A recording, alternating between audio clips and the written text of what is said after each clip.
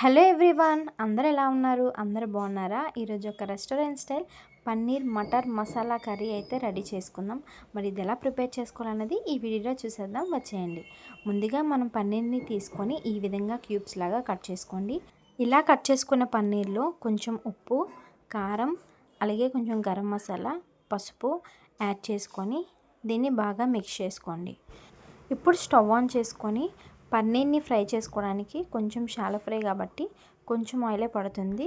ఇప్పుడు ముందుగా మనం మ్యారినేట్ చేసుకున్న పన్నీర్ని ఇప్పుడు షాలో ఫ్రై చేసుకోవాలి. చూసారా, ఈ విధంగా బ్రౌన్ కలర్ అయినంత వరకు బాగా ఫ్రై చేసుకోండి. దీన్ని పక్కకు పెట్టుకోండి. చూసారా, ఈ విధంగా అయితే ఫ్రై చేసుకోండి.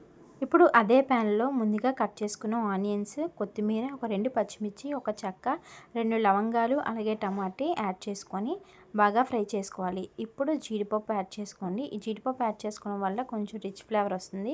ఇది ఇప్పుడు మిక్సీ జార్లో వేసుకున్నప్పుడు కొంచెం కర్డ్ యాడ్ చేసుకోండి. కర్డ్ యాడ్ చేసుకోవడం వల్ల మనకి గ్రేవీ అనేది బాగా వస్తుంది. ఇప్పుడు అదే ప్యాన్లో కొంచెం ఆయిల్ వేసుకొని ఒక ఆనియన్, 2 పచ్చిమిర్చి, కొంచెం కరివేపాకు, అలాగే అల్లం వెల్లుల్లి పేస్ట్ పచ్చివాసన పోయినంత వరకు బాగా ఫ్రై చేసుకున్న తర్వాత అందులోనే కొంచెం ఉప్పు, పసుపు వేసుకొని మనం ముందుగా మిక్స్ చేసుకున్న ఈ పేస్ట్ ఉంది కదా, దీన్ని అయితే యాడ్ చేసుకోవాలి. ఇది ఆయిల్ పైకి తేలినంత వరకు బాగా కుక్ చేసుకోవాలి, లిడ్ క్లోజ్ చేసుకొని. చూసారా, ప్యాన్ నుంచి సపరేట్ అయింది కదా, ఈ విధంగా ఫ్రై అయిన తర్వాత ఇప్పుడు దీంట్లో కొంచెం కారం, గరం మసాలా, అలాగే రెడ్ చిల్లీ పౌడర్ కూడా యాడ్ చేసుకొని బాగా ఫ్రై అయిన తర్వాత కొంచెం కొత్తిమీర వేసుకోండి. చూసారా, ఆయిల్ ఎలా పైకి తేలుతుందో, ఈ టైంలో అయితే మనం మటర్ అయితే యాడ్ చేసుకోవాలి. మటర్ అంటే గ్రీన్ పీస్ అనమాట. అవి ఫ్రై అయిన తర్వాత మనం ముందుగా ఫ్రై చేసి పెట్టుకున్న పన్నీర్ని అయితే ఇప్పుడు యాడ్ చేసుకొని బాగా మిక్స్ చేసుకోండి. ఇప్పుడు మనం తగినంత వాటర్ వేసుకొని లిడ్ క్లోజ్ చేసి ఒక 20 to 15 మినిట్స్ అయితే బాగా కుక్ అవ్వాలి. చూసారా, ఈ విధంగా ఎంత బాగా వచ్చిందో.